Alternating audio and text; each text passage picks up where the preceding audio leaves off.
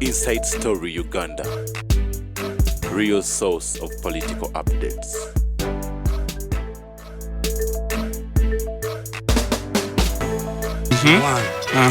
A journalist publishes what he gets. A journalist. A side director. An intelligence organization. Kati fituwa damu. Mbu bagamba butambi buno mbu buli fake. Anti buli fake. Buli fake kubakoka netulire. Zika. The phases actually, if I should have to tell you the truth, everything should have to go in the phases, and thereafter, we can demarcate the areas where we shouldn't go beyond the limit. I was trying to organize some people who could help us particularly, and I think if they are well funded, we have a bigger way forward. We can really attain so much, and it's one of the major things that we need to stop all of the hindrances we are incurring right now. So, in the case of anything, I think it's the only justification that we have to clarify our forward-moving throttle. So, we should not have to wait for, should we call it the Karamoja to develop, or for Bagandas to create a president, something of the like. So now, sir, what I really believe in at this moment is when you try to take a full review of all the files that we have at this moment, it is directing us to another level. And that level we are talking about requires articulation, flamboyance, and also attitude. Actually, the moment we lose attitude, everything is going to bend southwards. And we might never get the chances to rise from the ashes in case we fall down there. I know, and you see, there are particular things that we need to objectively look at. You see, the dialectical approach requires one to design a thesis and an antithesis, and that all together can help to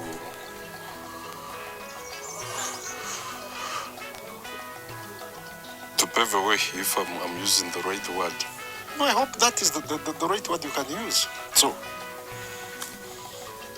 if we can diligently go beyond the obvious, we can reorganize ourselves, and we have a better approach to having a solution to this. Because currently we are encircled in a problem where there are several things happening. If you try to perceive exactly what is going on, and I know you know it very well. Exactly. You see, there are certain things that have been happening, and to be more specific, if you look at the hype on the social media, it is trying to squeeze a certain angle. When you look at the arrest of Rukirabashai's Kakwenza, it is also portraying a bigger picture, which I believe is going to create a lot of problem to our family. If I'm not wrong. No, you see, for me, I don't care about our family. Actually, he's a full-fledged Ugandan who has every right to express interest in anything, everywhere. And I don't care if the President of the Republic of Uganda is willing to make him the president, whether he transfers all the force, energies, and efforts to ensure that he rises to the helm of this country. Me, I don't care about that.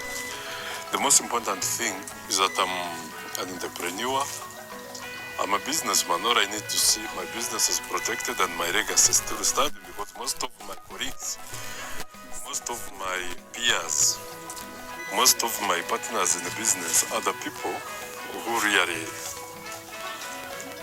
depict from the legacy I have. Those that really respect and they are willing to walk extra miles just because of what I am.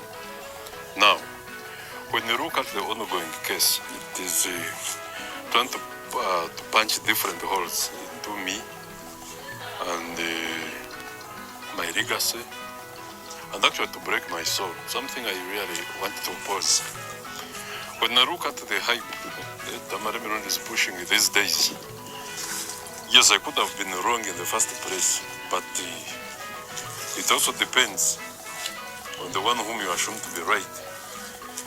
If I'm wrong with that, I never gave up the money. Was he right to say that even if you received that money, I would not change a jot, 1 bit or even an inch? So, if I was wrong, Tamale Mirundi was also wrong. But none of us is right in any case. So if I did the right thing, possibly it is because Tamale was doing the right thing for you. If I would not trust us, he would separate the money and do other things. But at the same time, keep banging our doors, blowing whistles into our ears, and actually ripping our necks. Something I would say would be ultimate evil. I wouldn't stand that. So that is the whole thing I'm particularly looking at. You see, you are very right. There are certain things that have been happening actually. And if it was for the right state of the mind, of course, Tamale Mirundi would have adjusted the wrong time ago. But as Uncle Sam said, that why can't we follow the rest of time?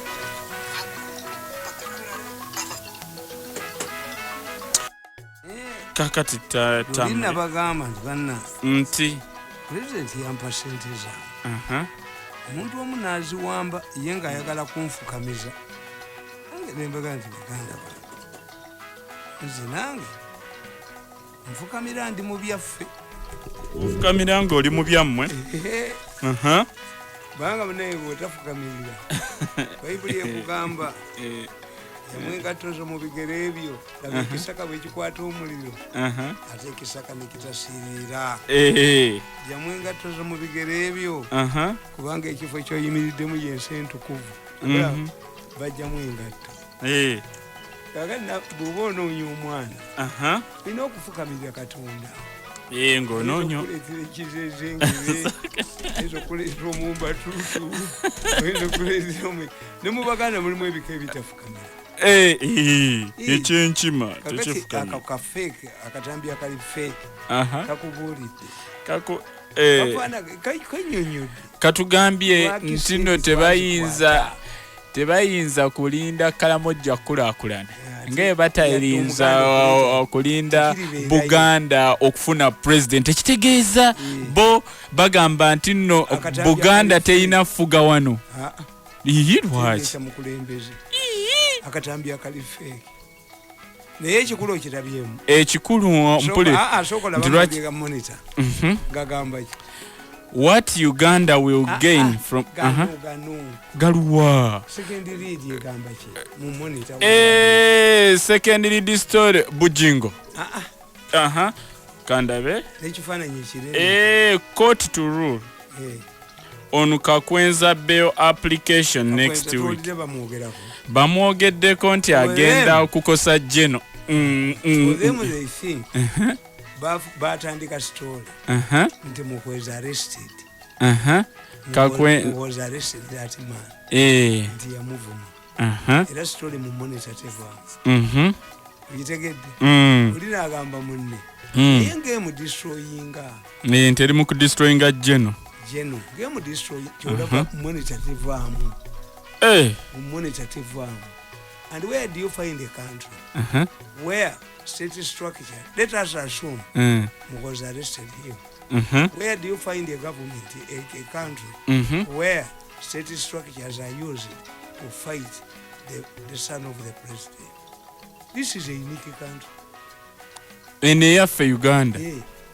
nti n'akakiiko ka human rights akeddembe ly'obuntu katambula kanoonye wonna waali a government structure used to undermine the alleged ambitions or plans of Museveni to install his son. Told them bagamba akatambi akajingirira bagambye bw'aba mwagala okufuga ne bw'anaamuwa amagye na buli kimu kye yeetaaga okufuga yo oli tebimukwataho kasita business interests ze zibeera nga zitambula naye abagagga bonna be bafuga amawanga abagagga birugesa afuga Amerika gondi tata yafuga Buyindi nedda si we kiri Hyundai yagezaako okwesimba oba bamukuba ne kampuni ne bagijjawo famire y'abannataliya omanyi nti ezo zonna Fiat zolaba bayina emmotoka bayina ennyonyi bayina ki Fiat ya kampuni ya muntu Nataliya famire Nataliya famire yenanyine Fiat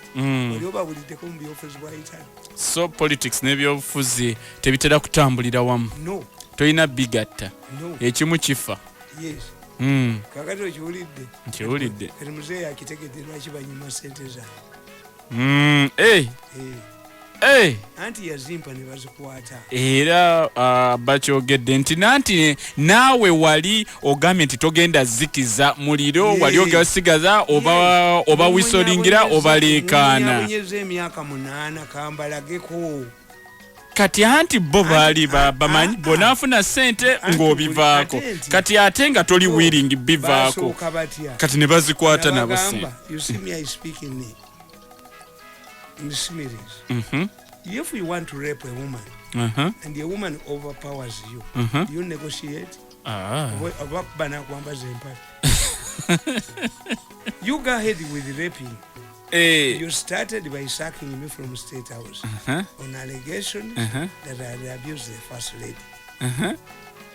The President intervened.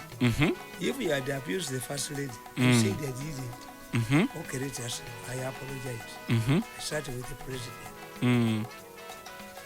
Nenkola statement. Nanga jitwali mawuli. Tiyafulu. Nimugamba mukudumu yajiganya okufu. Kakati. Anjagaza ayagala kungobawo olubayina 5 billion bazitwala kakati kyemba koze 5 billion bugazeeko 0 kikumi katujjewo obulambo buno tukome